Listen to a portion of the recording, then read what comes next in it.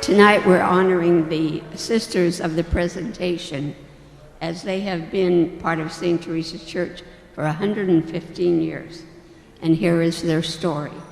We must start with their history with their founder, Honora Nano Nagle, who was born in 1718 in the Nagle Mountains of Ireland.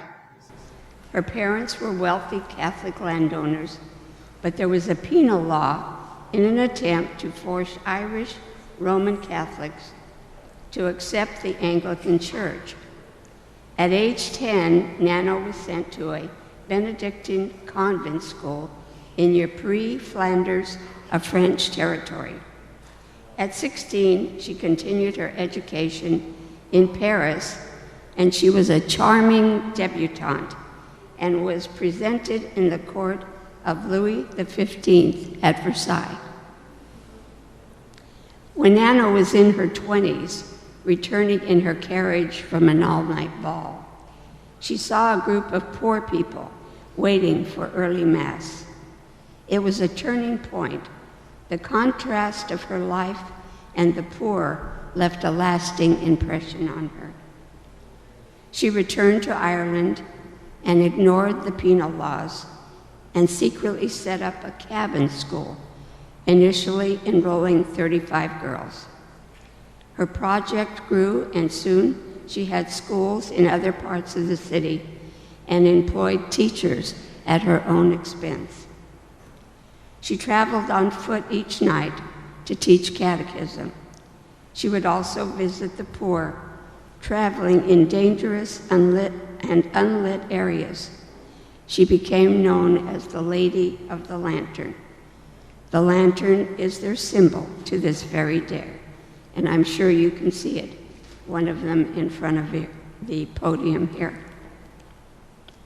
On Christmas Eve in 1775, she established the Sisters of Charitable Instruction of the Sacred Heart, later to be known as the Presentation Sisters.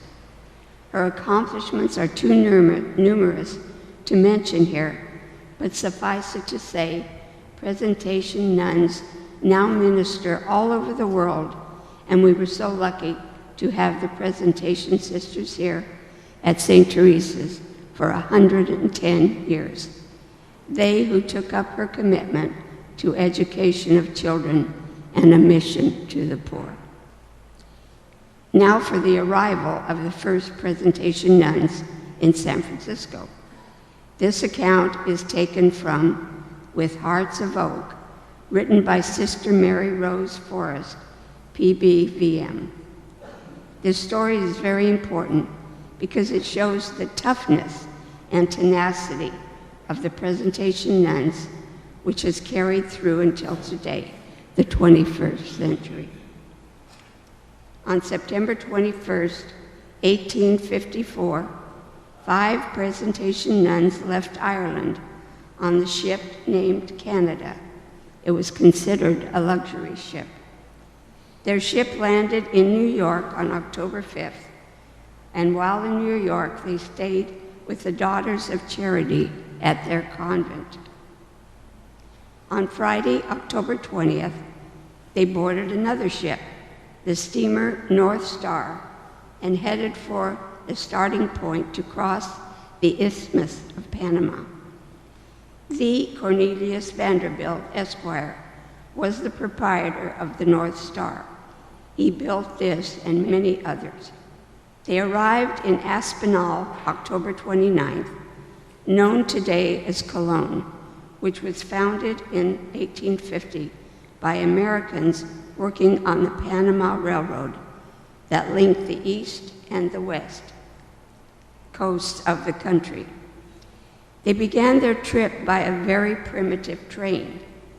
Just before they reached their destination, the train had to go up a very steep hill, and the steam in the little engine proved insufficient, and the train began to roll backwards along the edge of a very frightful precipice. Fortunately, the front carriages bounced off the track and stopped the train. They climbed the rest of the way and were very tired, but found a place to rest and spend the night. The next morning, the scene was of indescribable confusion, as there were hundreds of mules with their Indian guides waiting to take them to Panama. The sisters knew not what to do, but a kind gentleman advised them to mount the animals and proceed. Of course, the nuns had no experience riding a mule, and the ride became very harrowing.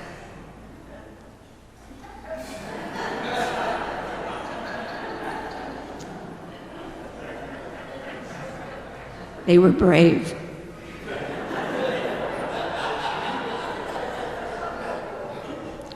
Just to mention a few of their experiences, at one point, Sister Mary Teresa's mule went into a deep slough where she was thrown off and sank to her shoulders in the mud. Sometimes the mules separated, chose their own route, and the nuns could only go with the mule. They went up steep precipices into dense woods. At one point, they encountered an unclad warrior who was shouting with anger. Many prior travelers had been robbed and even murdered. They were then forced to cross a river. At each step, the mules sank deeper. They did safely reach the other side, but their heavy surge habits were thoroughly drenched. A few miles from Panama, they reached open plains, and they soon saw the towers of the cathedral and the tiled roofs of Panama City. The day's ride had been long. They stayed overnight at what they thought was at the home of a bishop, but it turned out to be a Monsignor. The next morning, they were told the steamer, ironically called the Golden Gate, would leave at 11 a.m. The ship was 25 yards from the shore, so they were rowed out to it and had to climb a rope ladder, hand over hand to the deck.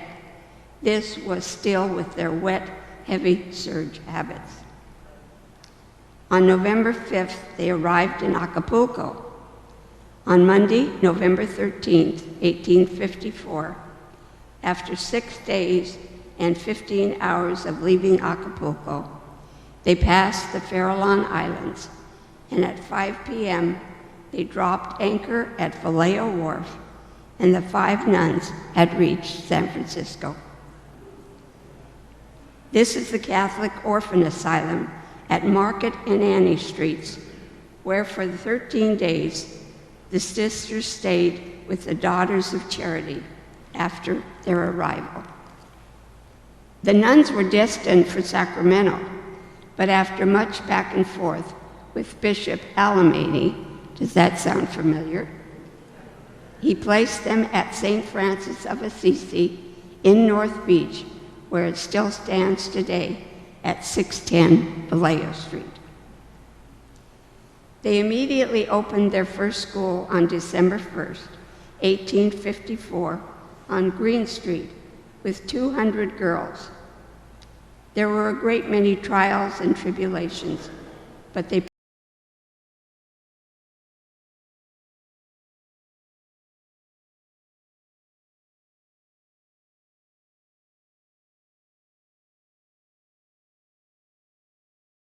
great earthquake. Due to time constraints, we'll now move to Dogpatch and Potrero Hill. The earthquake and fire sent many thousands of people to Potrero Hill, and they decided to settle there. Father O'Connell, pastor at St. Teresa's in Dogpatch, saw in 1912 the realization of his dream after seeing their wonderful work in the diocese since their arrival. He requested the Sisters of the Presentation staff the grades at the new convent and school built at 19th and Pennsylvania. It was opened on October 7th by Sisters Dominic, Aquin, Alphonsus, Cataldus, Brendan, Celestine, Lazarian, and Agatha. 5 nuns came from the Mother House at Masonic Avenue and later were joined by 2 others from the temporary convent at Eddy and Franklin Streets. The dedication was Sunday, October 6th. The Mass was celebrated by Reverend E. Goudet at 10:30 a.m. Archbishop Reardon, another famous name, and 5 other priests were in attendance. A procession formed with nuns, priests, and children from St. Agnes and St. Mary's School and St. Teresa's parishioners, going up the 20th Street Bridge singing hymns. The Archbishop motored to the convent and gave the blessing. The convent and school were then opened to the public. The school opened with registration on Monday, October 7th, 1912, and 107 students were enrolled that day, and they began school the next day. Thus began a long association of presentation nuns with St. Teresa's School. The number of students increased each year, and by 1916, enrollment had passed 300. Sunday school classes were established for girls and boys from the public school. The first communion was held on March 13th, 1913. It was called Catechism then, and is now called Faith Formation. On the 18th of October, 1918, the school was closed for 5 weeks due to the influenza epidemic. This is Mass at St. Teresa's, being held outside because of the flu scare. We certainly know how that feels. Now we move on to modern times. The convent and school came to an end in 1967, after 55 years, when the state built the 280 freeway below the school and homes on Pennsylvania. About August 1967, blocks of homeowners began to see cracked walls and broken pipes. The retaining wall they built was failing, and the hill was sliding, to the dismay of the nuns, the archdiocese, and homeowners. It was a difficult time for everyone. It was determined everyone would have to vacate. The homes and convent building would be bought by the state. The archdiocese began plans to move the nuns.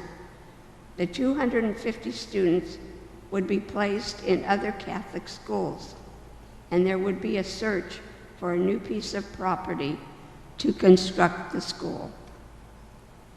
This was a very sad day for St. Teresa's nuns and former and present students. The new property was found on the west side of Connecticut Street between 20th and 19th Streets and backing on Arkansas. The new school opened in 1968. Sister Mary Daniel, Sister Kathleen Healy, a native San Franciscan, came to the old school on Pennsylvania in 1967, having been a principal in other schools. While the school was being built, the children were bused to other Catholic schools. Upon a visit to these schools, Sister Kathleen became very upset as children were not being allowed to intermingle with the other students. She brought them back to St. Teresa's Church, and they set up temporary classrooms in the church. Sister Mary Anthony Daniel, Sister Lucia Lodolo, came to St. Teresa's in 1969 from teaching in Los Angeles, where she grew up.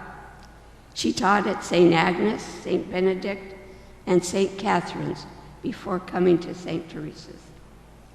These wonderful presentation sisters took the opportunity of a new school to try a new innovation, open classrooms, or a school without walls. This program was based on Stanford's Master Teaching Program and allowed for individualized instruction and the ability for students to better work at their grade level in reading, math, and language. The grades went from 1 to 8. The pupils were very racially mixed, many coming from low-income families in the area. This is a good example of the open classroom with Sister Bernice. The chalkboard is multi-purpose. As you can see, one side is chalkboard, and as shown on the one on the left, it's a coat closet. The sides can be used as a bulletin board. They are on wheels, so they can be moved around. There are a few tables and chairs and workstations, and they use the carpeted floors. These teachers made good use of tapes and headphones. However, this and individualized instruction made much more work for the teachers in preparation for their work was not finished when the children left for the day. There were 2 floors in the new school, and grades 1 through 3 were in the upper floor, and grades 4 through 8 in the lower. The school continued to provide catechism for the public school children. I made use of it in the old school, where we went for both First Communion and Confirmation Catechism after school at Daniel Webster. With this new school, they came up with another innovative idea. On Wednesday mornings, everyone, including Catholic public school children, came to the school at 7:30. No uniforms were worn, so the public school children would not feel different. They had an hour of catechism, and at 8:30, the public school children went back to their schools, and everything carried on as usual at St. Teresa's. All the parents were very supportive of the system. The school was very successful with wonderful teachers and aides. However, as demographics were changing on Potrero Hill, with fewer and fewer children, the school was losing pupils. By 1973, they had only 10 children in the 8th grade. The Archdiocese could no longer subsidize the school. St. Teresa's School had to close in 1974. It was a very difficult time for everyone. Lina Cocciolone Schoendorf tells us what the sisters of the presentation meant to her. I'm really eager to share this because I think in many ways, growing up here in the 60s and 70s and having the Sisters of the Presentation teach me from 2nd through 12th grade had a lot of impact on my life.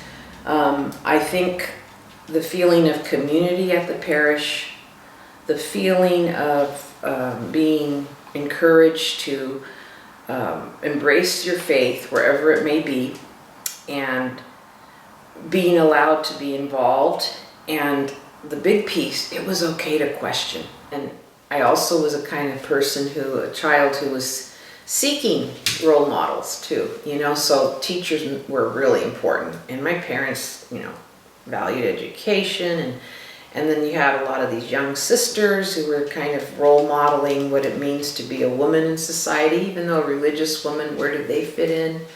And the sisters I had, even though they didn't have the same power as the priest, I felt like they took on a lot more power than I think a lot of other orders did.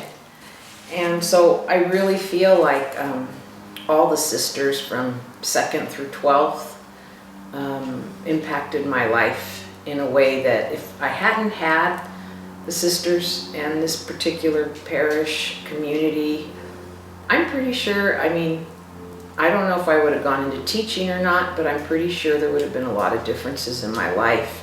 But it was sad to see it closed. I mean, it was kind of sad, but I was glad I got to go through it. But I remember a good number of the sisters who were there then. The ones, some of them left, but the ones that stayed here, I remember 5 sisters that were here for a very long time who taught at St. Teresa. So it was besides Sister Lucia and Sister Kathleen, we had Sister Bernice and Sister Janet. And there was, I think those were the main 4. So they were here after the school closure. And what was kind of nice, people would kind of go, well, why do the sisters, what can they do now? Because they're not teaching, what kind of role would they play? Well, what they did was, I think it kind of gave them a lot more opportunity to nurture the parish community and offer things through the parish. And so that was really neat because, that allowed us to go to their house. We used to have a lot of meetings at the old convent down on Missouri, I think. And then just engage us in things. Father Peter Sammon, another San Francisco native, came to St. Teresa's as a pastor in 1970. Several years ago, he was interviewed on a program called Mosaic. We'd like you to hear, much better than I can tell you, who he is and what he did at St. Teresa's. You will hear clips throughout this portion of the evening. Well, I was ordained in June of '47, and I spent 3 very happy years as an associate in the parish in Martinez, and then there was a big push at that time to develop a lot of specialized ministries, such as teaching and social work. So I was asked or told, or a combination of both, to go away to graduate school, and I studied at Catholic University in Washington for a year, got a degree in history, and came back with a minor in counseling, and came back and taught at Serra High School in San Mateo, an all-boys high school, for some 13 years. And eventually I spent half my time in teaching and half in administration. I was charged of the counseling program. And at the same time, I got involved in the parish where I lived with some couples who were part of a national movement that kind of swept the country in the 60s and early 70s, the Christian family movement. It was small groups of couples who would meet in each other's homes twice a month to talk about the gospel and to ask how they could apply it in their own lives and to begin to take a more active role in their church. So out of that, I was appointed to be the director of family life for the Archdiocese of San Francisco in 1960, and I did that till 1985, always with another task that I had. In '64, I went to San Francisco State, expecting a kind of a quiet, bucolic pastoral life there, and walked into the middle of the strike and those days of Hayakawa and all of that sort of thing. And I spent 6 years there. I opened up the first permanent student center for Catholics at State, and then in 1970 I went over to St. Teresa's, and I've been there since then. Sisters Kathleen and Lucia became pastoral associates, along with our pastor, Peter Sammon. In the early 70s, we no longer had enough students to run the school, and we had to close it, unfortunately. But they stayed on because their thing was, their commitment was to the people of Potrero Hill, not to a school. Mm-hmm. And they've stayed on as pastoral associates, or they are practically speaking associate pastors. And so we operate as much as we can as an equal team, the 3 of us. And we divide up the ministries, and we meet every week and make decisions together. All the decisions we make are together. We try to model what the parish should do. Last night our parish council met, and we're trying consistently to say it's your parish, and ultimately it's your decision. Little did we know at that time what an incredible parish St. Teresa would become through their guidance. Father Sammon, Sister Kathleen, and Sister Lucia took their calling to heart, and so began 32 years of a wonderful parish, building community, working for social justice, welcoming all, and building leadership. Building community among parishioners became important, so many groups were established. The parish council would be involved in many decisions regarding the parish. The liturgy committee was established to help deepen the parishioners' understanding of the way Christ gives meaning to our lives through our church and the masses. Other groups were ministers to the sick, young couples group, music, social, teachers of religion, youth, St. Vincent de Paul, altar committee, and of course the seniors. St. Teresa's had many activities which would put into action their commitment to social justice. Here are just two examples.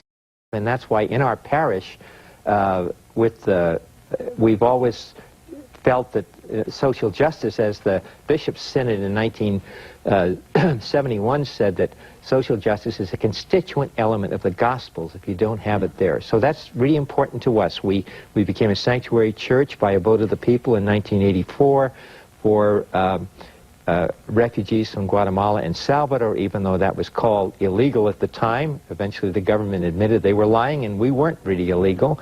We reach out to the needy families in our area and supplying food for them. About 100 families a month is a very important part of our life. We're engaged in a community organization, the Bay Area Organizing Committee, with other churches and labor unions and organizations to try to empower poor people and middle-class people to have power over their lives and to shape their lives. And so that's connected. In the mid-'80s, there was a horrendous civil war in El Salvador. Many refugees were fleeing the conflict. The Refugee Act of 1980 entitled refugees to apply for asylum. Archbishop Quinn, Father Sammon, Sister Kathleen, and Sister Lucia became very aware of the situation. They visited El Salvador and saw firsthand the plight of the refugees, and so began a year of education and discernment and reflection. St. Teresa's parish community voted to become a sanctuary parish. When former Mayor Art Agnos was in the state legislature, he accompanied Father Sammon and Sister Kathleen on their trip to El Salvador. The most dramatic thing I can say to introduce this subject is that Father Sammon and I slept together in El Salvador. Really? And I know that's sensational, but let me tell you about it because it's a wonderful, warm story.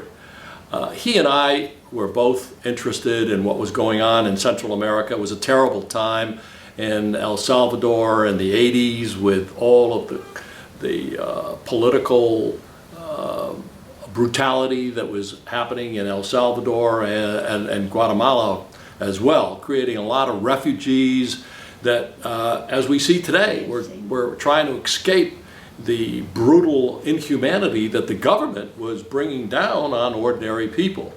And so I was interested in that because I was in the legislature at the time and had a close relationship with the Latino community, and I learned a great deal about what was going on in El Salvador. So was Father Sammon. He was also a very religious activist, very strong religious activist, along with Sister Kathleen, and they were educating the community about the atrocities that were occurring in Central America, with a particular focus on El Salvador and Guatemala for that matter. So I can't remember exactly the organization, but it was a Catholic organization that organized a trip to go and see the conditions and hopefully advocate when they returned for the people who were suffering down there from the government oppression. And so Father Sammon invited me to come with the delegation that he was forming to go and see what the conditions were. And I agreed. And when we got down there, we realized that this was not going to be one of those luxurious junkets that politicians sometimes go on, and because they didn't have a lot of money. We didn't have a lot of money. The delegation didn't have a lot of money. So we needed to double up. And that's how I wound up rooming with Father Sammon. And I loved to tease him whenever we spoke about this. I'd always say, Father Sammon and I slept together in El Salvador. And he'd get, his Irish face would get red. And then I'd quickly explain what that meant so he didn't get in trouble. I'd never get in trouble. It might have helped my career, but not his. So anyway, it turned out we just didn't have the money. So we slept together in a single, he had a single bed, not, 2 twin beds, right? Right. And what I remember, I've never forgotten it, and it's been so long. He was in the bed next to mine. It was about 5 feet between the 2 single beds. And I woke up in the middle of the night because there were helicopters going around and just all kinds of noise with these military helicopters, and you could even hear some of the vehicles out in the streets. I woke up and I was looking out there, and then I turned around and I looked at Father Sammon, and he was sleeping with the peace of angels. He never woke up. He didn't move. He had his hands crossed like I have mine, and he slept the whole night. And the next morning, I woke up and I said, Father, did you hear any of that noise or any of that going on last night? He says, no, I didn't. I said, you know, I watched you sleep. I've said, I've never seen anybody sleep as peacefully as you do. He just smiled, and he said, well, thank the Lord. I have great capacity to sleep and not be disturbed easily. I said, you know, if anything's going to bring me back to the church, it will be watching you sleep so peacefully with all these things going on. It might help me in my political career. As a sanctuary parish, Lucia and Kathleen welcomed into their home over 5.5 years 3 different women and their children. They lived downstairs in the convent on Missouri. And of course, Lucia and Kathleen and some parishioners were very involved. In 1989, San Francisco became a sanctuary city. As part of the sanctuary, parishioners volunteered to help men and women wanting to study to become American citizens. Here are 2 signing up for help. We participated in another activity for our commitment to social justice when in 1989, Mayor Art Agnos introduced the Interfaith Task Force and asked churches to become involved in sheltering homeless people during the winter. St. Teresa's was asked to house women, children, and intact families. After a presentation at 3 masses, 84 people agreed to help house the homeless from December 4th through the 16th. 3 other churches would provide the food. 2 parishioners were required to sleep at the hall with the homeless. It became a real community effort. Goat Hill Pizza gave us pizza, Klein's Deli, a beautiful deli tray. The local video store gave us a movie for each night. The Good Life gave us fruit and a discount on the milk. Here we visited with and got to know our guests. Seniors contributed knitted caps, stockings, scarves, and toys for the guests. These were distributed when we held a Christmas party with, of course, Santa. It was a wonderful experience, and as one said, I've enjoyed working in our shelter. I'm glad we are doing this. It's very important to our community. But I feel sorry for these people. There, but for the grace of God, go I. Preparing and distributing Thanksgiving baskets to the poor in our neighborhood became an annual tradition sponsored by our St. Vincent de Paul group. As many as 100 baskets were put together, which took many volunteers and many hours. Pope John the 23rd produced a series of documents from 1962 through 1965 to direct the life of the Church in the 20th century and beyond, and it was known as Vatican II, where it was important to involve parishioners, as the Church is the people. Liturgy actually means people's work. One of the big changes that reflected in my life was the gradual realization of the participation of the laity in the Church. I mean, in development in Roman Catholic theology, the first stage was that they had something called Catholic action, and that was the participation of the laity in the apostolate of the hierarchy, and we thought that was a great advantage. That The apostolate of the hierarchy is what? Well, that would be the bishops. Okay. And so we thought that was a great... The laity were called to a piece of the action, but then we realized that the laity had their own call, and that primarily they were the Church. And in Vatican II, when they went to write the document on the Church, traditionally it was chapter 1, the Pope, second chapter, the bishops, third, the clergy and religious, and the fourth chapter, the baptized, the laity.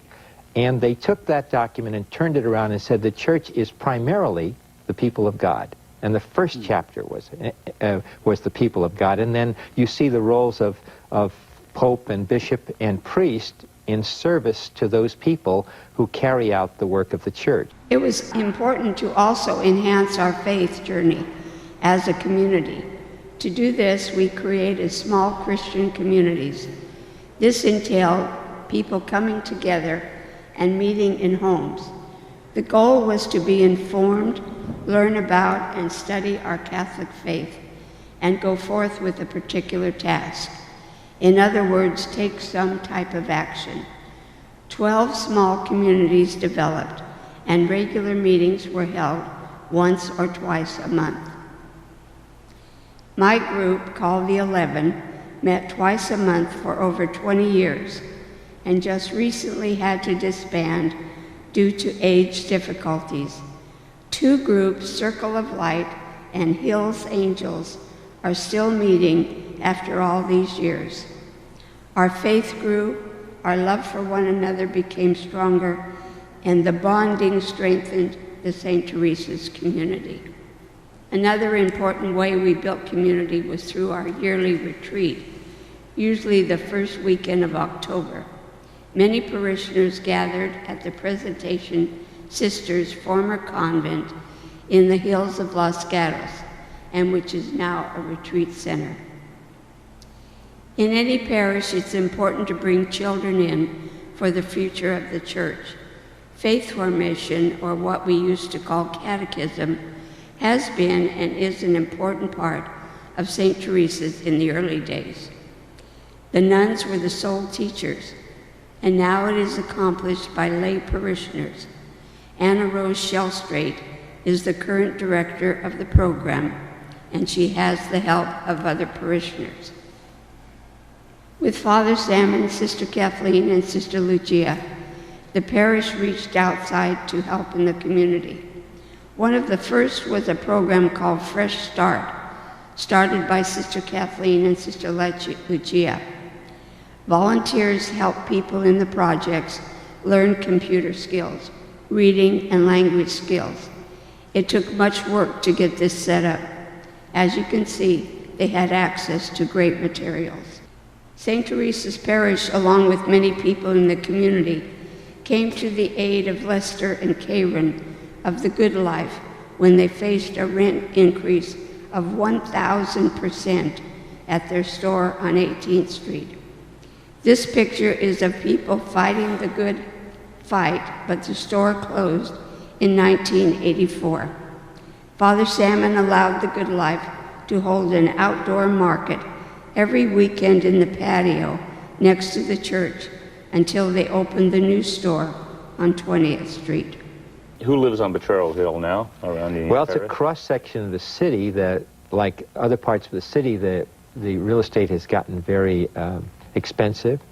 And then a considerable segment is the Federal Housing Project, which we've done some work with in the past, and we really want to there really are a lot, there's not many of them who belong to our community, but they are friends and neighbors to us, and we've worked in various projects with them now. We're involved in another project where there's possibility of upgrading the projects and making it a more decent place to live. After SFOP, we began our own with other faith-based, nonprofit, educational, labor, and civic organizations called the Bay Area Organizing Project, or BAOC. One of the first actions St. Teresa's and the others took was to restore the garbage cans at our neighborhood projects. The city had taken away their garbage cans and placed dumpsters outside on the street, sometimes blocks away from people's units. This forced people to walk several feet to dump their garbage. Our organization strategized, fought City Hall, and got the garbage cans back. This is only one example of the many actions taken by our parishioners. Another way we reached out to others in the community was called the Summer of Love. Sister Lucia was responsible for this, where children who never had been out of their neighborhood were taken to places they had never seen or had the opportunity to learn about. This went on for 3 consecutive summers. Here the children learn a little bit about nature and get a chance to dip their feet in the water, many commenting that they had never seen the ocean. Some of the other activities were a health fair. Our craft fairs were wonderful. If I remember correctly, Father Sammon contributed a cake that he made himself. An annual event was our pancake breakfast, which continued today. Father and sisters knew how important fun is to building a community, and boy did we have fun. We began a series of entertainment nights. The first was a night at the circus. The second was radio days, where we enacted programs like the Jack Benny Show, and the third was Grand Ole Opry. Our presentations tonight are only a tiny example of what has gone on in St. Teresa's Parish since 1880, 142 years. Father Peter, Sisters Kathleen and Lucia were instrumental in teaching we parishioners that it was important to deepen our faith, be a welcoming parish open to all, and to reach out to the greater community, which we did, and work hard for social justice whenever we can. What do you think is going to bring people back to the church, or what's attractive? What can the church give to people? I think 3 things. I think, first of all, a liturgy that's alive, that speaks to them in their own language and invites them to participate, and where they really see people's faith. I think, secondly, the witness of the church for justice in the world, especially as we look at the assault on the poor, the assault on the immigrant that we're witnessing today, the whole 187 proposition and its effects. And I think that kind of witness, which is twofold, because there are people who don't think the church should get involved. We think that Jesus wants us to get involved. And I think the third thing is a church where people are, lay people are respected for their dignity as baptized people and asked to take that church into their hands and to lead in their church. On the first anniversary of Father Sammon's death, we were able to unveil a new street sign naming that one block in front of the church, Peter Sammon Way. It was a touching and memorable day. We remember fondly all that we had done for St. Teresa's Parish and the community as a whole.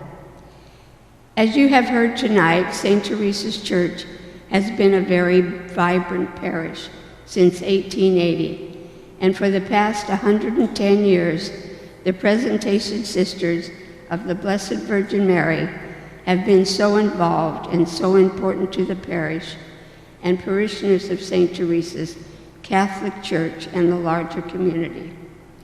Tonight, we not only honor all who have gone before us and made St. Teresa's this parish. Tonight, we especially honor Sister Lucia, the last remaining Presentation Sister still serving at St. Teresa's, who represents the many who came before her. Sister Lucia, I know you're going to hate me. Please come up and accept our gratitude on behalf of all your sisters.